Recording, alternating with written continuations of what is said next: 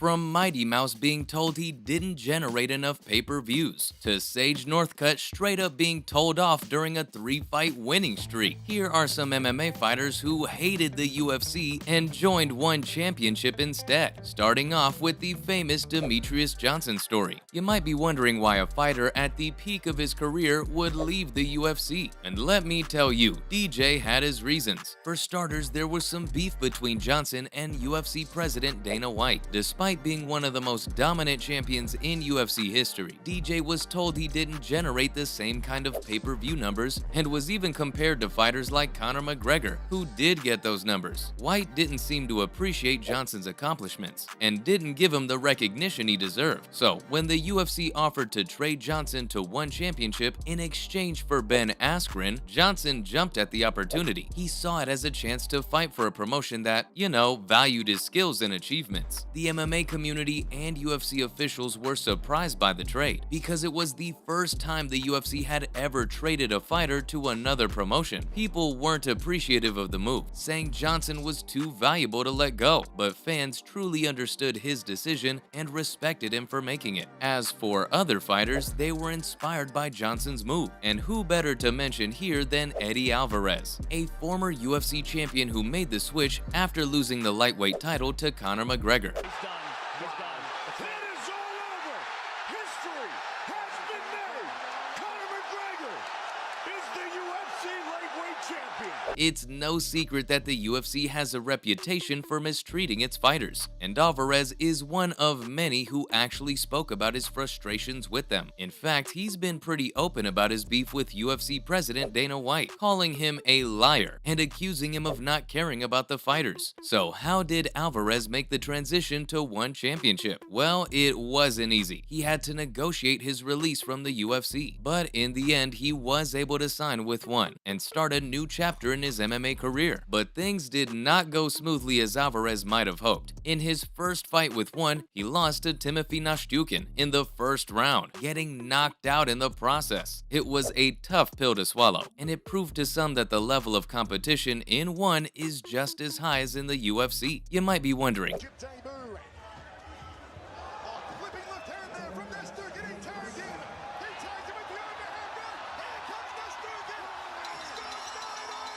how did the MMA community and UFC officials react to Alvarez's departure? Well, there were mixed feelings. Players said that it's a business, and if you can make more money somewhere else, you should go there. But some also said that Eddie would find out that the grass isn't always greener on the other side. As for the UFC officials, well, they didn't seem too bothered by Alvarez's departure. You could tell fighters were increasingly not tolerating what the UFC was handing them, including Arjun Bular, a decorated wrestler who won 3 out of 4 fights in the UFC before jumping ship to one. And let me tell you, he did not leave on good terms with the UFC. In fact, he's been very vocal about his issues with the promotion, and of course, Dana White. But why did he leave? Well, like many other fighters, he felt that the UFC wasn't treating him fairly and was underpaying him. He also didn't like how the UFC was run by a single person who had too much power and control over everything. So he decided to take his talents elsewhere and signed with one championship. And it wasn't just a matter of signing on the dotted line. He actually had to go through a lot of negotiations and planning to make the move happen. But in the end, he got what he wanted, a shot at the one championship heavyweight title, which he won in his debut fight by defeating none other than Brandon Vera, another former UFC fighter. Of course, this move did not go unnoticed by the MMA community and UFC officials. Dana White, for his part, didn't seem too bothered by it. Again, he's too used to fighters leaving the UFC, and he's confident that the promotion will continue to be successful without them. And that included Brandon Vera, who also decided to leave like many other fighters. Vera had a long and successful run in the UFC, but it seemed like he had enough. Rumor has it that Vera had beef with none other than the UFC president himself. It seems like he was unhappy with how he was being treated and compensated by the promotion. So how did Vera go about making the the switch to one championship. Well, he was actually one of the first UFC fighters to sign with the promotion back in 2014. And boy did he make a statement during his debut, knocking out Igor Sabora in the first round. Vera went on to win the one heavyweight championship, defending it twice via knockout. It's safe to say that the UFC probably wasn't too thrilled about it. After all, losing a top fighter like Vera to a rival promotion is never a good look, but the MMA community was generally supportive of Vera's decision to leave the UFC. Fans were happy, and even went so far as to say that the UFC treats fighters like indentured servants. Guess people don't have any problem putting the UFC on blast anymore, much like Sage Northcutt, who the UFC signed when he was just 19 years old. When he had a perfect 5-0 record, the hype train was real with him, but Sage faced some tough opponents in the UFC and didn't always come out on top. Still, he managed to win 6 out of his 8 fights with the promotion. But why did Sage leave? Well, he's been pretty vocal about his dislike for the promotion. He felt like he was being treated like a product rather than a person. That's a pretty bold statement, but we all know it's not uncommon in the MMA world. In 2019, he signed with one championship. Some fans were supportive of Sage's decision to leave the UFC, as well as other fighters who were also sympathetic. But Dana White said that Sage should just consider retiring, which is a pretty normal reaction to someone leaving your company, right? And it definitely does not solidify that you did in fact treat your player like a product. Another fighter who made the same bold move was none other than Yushin Thunder Okami. Okami is a seasoned fighter who has fought in all the major MMA promotions, including Pride FC, WEC, WSOF, and UFC, just to name a few. He had a successful run in the UFC, defeating some of the big names like Hector Lombard, Mark Munoz, and Nate Marquardt. However, despite his impressive performances, he just wasn't satisfied with how the UFC treated its fighters. In 2019, Okami finally decided to part ways with the UFC and signed with one championship. His decision came as no surprise to many MMA fans, because he had already been vocal about his displeasure with the UFC's treatment of its fighters in the past. UFC officials, on the other hand, didn't seem too bothered by his leaving, and that's why Vitor Belfort didn't think twice before saying adios either. Now, Belfort was a beast in his prime, but after years of battling younger opponents in the UFC, he simply realized it was time to move on. And let's be real, who can blame him? So, how did Belfort go about making the switch to ONE FC? Well, after announcing his retirement in 2018, he caught everyone off guard by signing with ONE FC just a few months later in 2019. It was a bold move, but Belfort knew he had more to give in the cage, and he wanted to do it on his own terms. Of course, the UFC wasn't too happy about losing one of its biggest stars, but let's face it, they must be used to fighters leaving for better deals. And with more and more fighters speaking out against the UFC's practices, it's certain that we'll see more of them making similar moves in the future. And that's all I have for MMA fighters who hated the UFC and joined one championship. Thanks for watching, and I'll see you next time.